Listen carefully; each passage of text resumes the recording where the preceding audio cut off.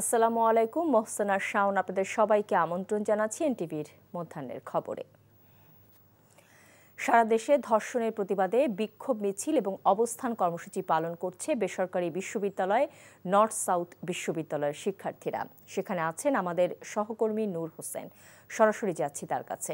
নূর, শিক্ষার্থীদের কর্মসূচির সর্বশেষ কি খবর আপনার কাছে রয়েছে আমাদের জানান।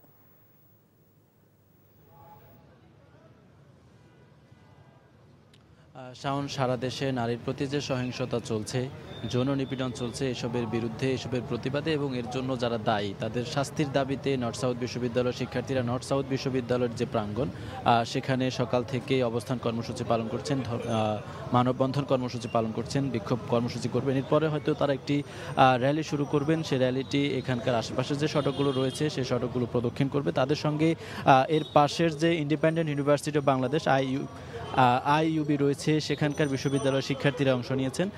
এছাড়া নর্থ সাউথ বিশ্ববিদ্যালয়ের শিক্ষকরা এবং আইইউবির শিক্ষকরাও তাদের যে শিক্ষার্থীরা এখানে প্রতিবাদ করছেন তাদের সঙ্গে অংশ নিয়েছেন। তারা বলছেন গত জুলাই আগস্ট মাসে যে আন্দোলনটি হয়েছে, যে গণ অভ্যুত্থানটি হয়েছে, সেখানে নারীরা নেতৃত্ব দিয়েছেন এবং সেই আন্দোলন থেকে, সেই গণ অভ্যুত্থান থেকে নতুন একটি বাংলাদেশের স্বপ্ন এদেশের শিক্ষার্থীরা দেখেছেন, নতুন বাংলাদেশ নির্মাণের স্বপ্ন দেখেছেন এবং তারা বলছেন যে এই ধরনের যৌন নিপীড়ন বা যৌন সহিংসতা, নারীর প্রতি যে সহিংসতাগুলো ঘটছে, এগুলো স্পষ্ট করে প্রমাণ করছে যে সেই নতুন বাংলাদেশটি এখনো অর্জিত হয়নি। যদি নতুন বাংলাদেশ অর্জন করা সম্ভব হতো তাহলে কোনো ধরনের এই ধরনের নৈরাজ্যকর পরিস্থিতি, এই ধরনের সহিংসতা বাংলাদেশে ঘটতো না। নর্থ সাউথ বিশ্ববিদ্যালয়ের শিক্ষক এবং শিক্ষার্থীরা সহ এখানকার যারা প্রতিবাদ কর্মসূচিতে অংশ নিয়েছেন তারা দ্রুততম সময়ের মধ্যে যারা অপরাধী রয়েছেন তাদের বিচারের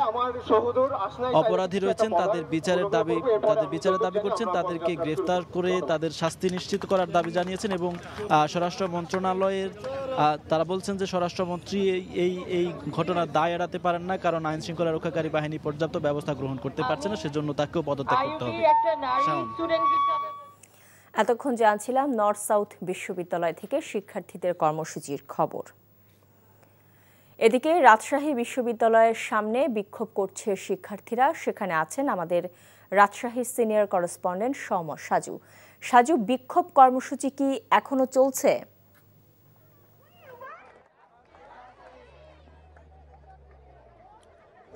শাওন, এই মুহূর্তে আমি আছি রাজশাহী বিশ্ববিদ্যালয়ের প্রধান ফটকের সামনে, রাজশাহী নাটোর যে মহাসড়ক, সেই মহাসড়কে। এখন আপনাকে যদি দেখাতে চাই যে শিশু আসিয়া ধর্ষণকারীদের দৃষ্টান্তমূলক শাস্তির দাবিতে এই রাজশাহী বিশ্ববিদ্যালয়ের শিক্ষার্থীরা তারা আজকে ক্লাস বর্জন করেছে এবং ক্লাস বর্জন করে তারা ক্যাম্পাস থেকে বিক্ষোভ মিছিল নিয়ে এখন রাজশাহী বিশ্ববিদ্যালয়ের প্রধান ফটকের সামনে যে মহাসড়ক, সেই মহাসড়ক অবরোধ করে তারা এখন বিক্ষোভ করছে এবং তারা বলছে যতক্ষণ পর্যন্ত এই ধর্ষণকারীদের শাস্তি নিশ্চিত করার প্রতিশ্রুতি না আসে ততক্ষণ পর্যন্ত তারা এই ধরনের আন্দোলন কর্মসূচি চালিয়ে যাবে। তারা বলছে যে এই শিশু আসিয়া শুধু না, শিশু আসিয়া সহ প্রতিটি ধর্ষণের দৃষ্টান্তমূলক শাস্তি দাবি করছে তারা এবং তারা বলছে যে এই শিশু আসিয়া ধর্ষণকারীদের বিশেষ ট্রাইব্যুনাল গঠন করে তাদের সর্বোচ্চ শাস্তি নিশ্চিত করতে হবে এবং রাষ্ট্রের পক্ষ থেকে এই ধরনের প্রতিশ্রুতি আসতে হবে। সেই সাথে তারা দাবি করছে যে শুধু আসিয়া না, সারা বাংলাদেশে প্রতিটি বিশ্ববিদ্যালয় ক্যাম্পাসে, প্রতিটি শিক্ষা প্রতিষ্ঠানে এবং প্রতিটি কর্মক্ষেত্র থেকে শুরু করে সারা বাংলাদেশে নারী এবং শিশুদের যেন নিশ্চিত নিরাপত্তা দেওয়া হয়, আর কোনো শিশু কিংবা আর কোনো নারী যেন ধর্ষণের শিকার না হয়। এবং তারা এই দাবি করছে যে যতক্ষণ পর্যন্ত এই সরকারের পক্ষ থেকে এই ধরনের নিশ্চয়তা না আসবে ততক্ষণ পর্যন্ত তারা এই আন্দোলন কর্মসূচি চালিয়ে যাবে। শাওন, গতকাল রাতেও তারা রাজশাহী বিশ্ববিদ্যালয়ের শিক্ষার্থীরা তারা বিভিন্ন হল থেকে বেরিয়ে এসে তারা আন্দোলন করেছে, ক্যাম্পাসে বিক্ষোভ মিছিল করেছে। এই মুহূর্তে তারা রাজশাহী ঢাকা মহাসড়ক অবরোধ করে বিক্ষোভ কর্মসূচি করছে এবং তাদের যে দাবি যে সরকারের পক্ষ থেকে যতক্ষণ পর্যন্ত দৃষ্টান্তমূলক শাস্তির এবং বিশেষ ট্রাইব্যুনাল গঠনের প্রতিশ্রুতি দেওয়া না হবে ততক্ষণ পর্যন্ত তারা আন্দোলন চালিয়ে যাবে। আপনি নিশ্চয় শুনতে পাচ্ছেন এখানকার শিক্ষার্থীরা তারা উই ওয়ান্ট জাস্টিস বলে স্লোগান দিচ্ছে। শাওন, জানছিলাম রাজশাহী বিশ্ববিদ্যালয় থেকে বিক্ষোভের খবর। নারীদের হয়রানি ও ধর্ষণের বিরুদ্ধে কঠোর অবস্থানে নিতে আইন শৃঙ্খলা রক্ষাকারী বাহিনীকে নির্দেশ দিয়েছেন স্বরাষ্ট্র উপদেষ্টা অবসরপ্রাপ্ত লেফটেন্যান্ট জেনারেল জাহাঙ্গীর আলম চৌধুরী। সকালে সম্মিলিত সামরিক হাসপাতাল সিএমএইচে মাগুরায় ধর্ষণের শিকার শিশুটিকে দেখতে গিয়ে তিনি একথা বলেন। স্বরাষ্ট্র উপদেষ্টা বলেন, এ পর্যন্ত নারীর প্রতি যত সহিংসতা হয়েছে সেগুলোর তালিকা করে দ্রুত তদন্ত শেষে আদালতে প্রতিবেদন দাখিলের নির্দেশনা দেওয়া হয়েছে। এ সময় উপদেষ্টা শিশুটির চিকিৎসার খোঁজ খবর নেন এবং সর্বোচ্চ চিকিৎসা সেবা নিশ্চিত করতে হাসপাতাল কর্তৃপক্ষকে নির্দেশ দেন। তখন সম্মিলিত সামরিক হাসপাতালে ঊর্ধ্বতন কর্মকর্তাবৃন্দ উপস্থিত ছিলেন। এই ঈদে জামা জুতো অ্যাক্সেসরিজের ডিসকাউন্ট। মাগুরায় ধর্ষণের শিকার শিশুটির সব ছবি সামাজিক যোগাযোগ মাধ্যম থেকে অপসারণের নির্দেশ দিয়েছে হাইকোর্ট। বিটিআরসি কর্তৃপক্ষকে তাৎক্ষণিকভাবে এই নির্দেশ বাস্তবায়ন করতে বলা হয়েছে। সকালে বিচারপতি ফারা মাহবুব ও বিচারপতি দেবাশিস রায়চৌধুরীর হাইকোর্ট বেঞ্চ স্বপ্রণোদিতভাবে এই আদেশ দেন। মাগুরায় ধর্ষণের শিকার শিশুটিকে নিয়ে পত্রিকায় প্রকাশিত প্রতিবেদন আদালতের নজরে আনেন ব্যারিস্টার মাহসিব হোসাইন। তিনি শিশুটির স্বাস্থ্য সুরক্ষার জন্য প্রয়োজনীয় ব্যবস্থা নেওয়ার আর্জি জানান। আদালত এ বিষয়ে আজকেই আদেশ দেবেন বলে জানান আইনজীবী। এদিকে এই ঘটনায় মামলা করেছেন শিশুটির মা। এজাহারে তিনি অভিযোগ করেন, মেয়ের স্বামীর সহায়তায় তার বাবা শিশুটিকে ধর্ষণ করেন।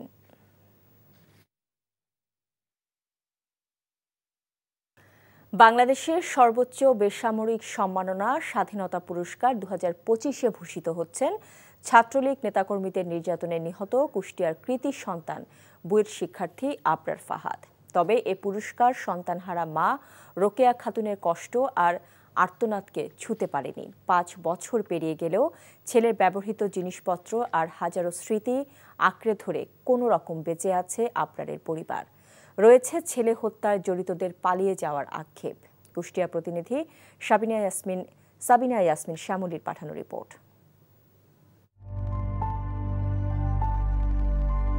শোকেসে সাজানো মোবাইল, ল্যাপটপ সহ ব্যবহারের জিনিসপত্র। আগের মতোই রয়েছে বিছানা ও পড়ার টেবিল, শুধু নেই আবরার ফাহাদ।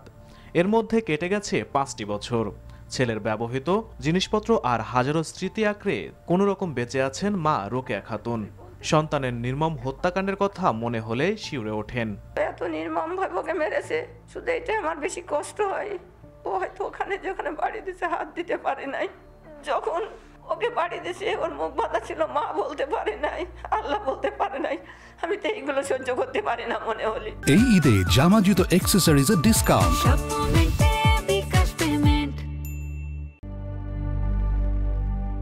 2019 সালে 6 অক্টোবর নিজ হাতে খাইয়ে কুষ্টিয়া থেকে বাসে তুলে দিয়েছিলেন আদরের সন্তানকে। সেই দিন রাতেই বুয়েটের শেরেবাংলা হলে ছাত্রলীগের নেতাকর্মীরা অমানবিক নির্যাতন করে হত্যা করে ফাহাদকে। এ শোক আজও তাড়িয়ে বেড়ায় মাকে। এবছর রাষ্ট্রের সর্বোচ্চ বেসামরিক সম্মাননা স্বাধীনতা পুরস্কার পাচ্ছেন আবরার ফাহাদ। তবে পুরস্কার সন্তানহারা মায়ের কষ্ট আর আর্তনাদকে ভোলাতে পারেনি। ও তখন কি কষ্ট হচ্ছিল, ওর কি আমার কথা মনে হয়েছিল, এইগুলোই তো সবসময় চিন্তা করি। সন্তানকে রাষ্ট্রের সর্বোচ্চ পুরস্কারে ভূষিত করায় কৃতজ্ঞ বাবা বরকতুল্লাহ। তবে সন্তান হত্যায় জড়িত আসামিদের পালিয়ে যাওয়ার আক্ষেপ জানান। আবরার ফাহাদকে যে রাষ্ট্রীয় সম্মাননা দিয়েছে, মানে স্বাধীনতা পদক, এই জন্য আমরা অন্তর্বর্তী সরকারকে আন্তরিক অভিনন্দন জানাই। কারণ আমাদের ছেলে হারাইছে, ছেলে হারাইনি পরও এটা পদক যেটা দিয়েছে, এটা আসলে আমাদের জন্য এবং জাতির জন্য খুবই গর্বের বিষয়। দেশের সর্বোচ্চ বিদ্যাপীঠে এমন নির্মম হত্যাকাণ্ড নাড়িয়ে দিয়েছিল কুষ্টিয়ার মানুষকে। কুষ্টিয়া স্টেডিয়ামকে শহীদ আবরার ফাহাদ নামে নামকরণ ও মরণোত্তর স্বাধীনতা পুরস্কারের ঘোষণায় বর্তমান সরকারকে ধন্যবাদ জানিয়েছেন সর্বস্তরের মানুষ।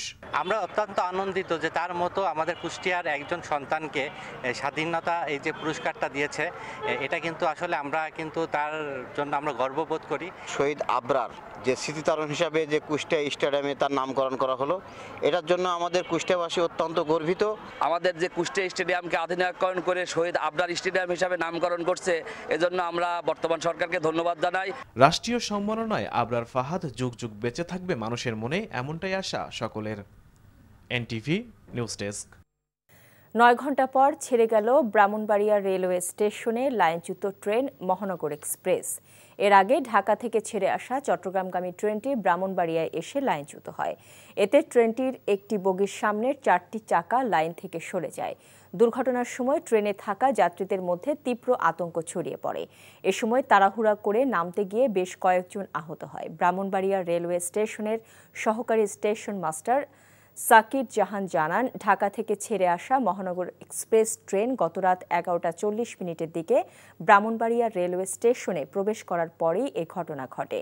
তবে দুর্ঘটনাটি লোপ লাইনে হওয়ায় রেলপথে ট্রেন চলাচল বন্ধ হয়নি। আপ লাইন ও ডাউন লাইন দিয়ে ট্রেন চলাচল স্বাভাবিক রয়েছে। এই ছিল মধ্যাহ্নের খবরে। এই খবরের ভিডিও সহ আপডেট জানতে ভিজিট করুন এনটিভি অনলাইন www.ntvpt.com। এছাড়াও এনটিভি জনপ্রিয় সব অনুষ্ঠান ও খবরের আপডেট জানতে ভিজিট করুন আমাদের ইউটিউব ও ভেরিফাইড ফেসবুক পেজ। 2টায় দুপুরের খবর দেখার আমন্ত্রণ রইল। এতক্ষণ সাথে থাকার জন্য সবাইকে ধন্যবাদ।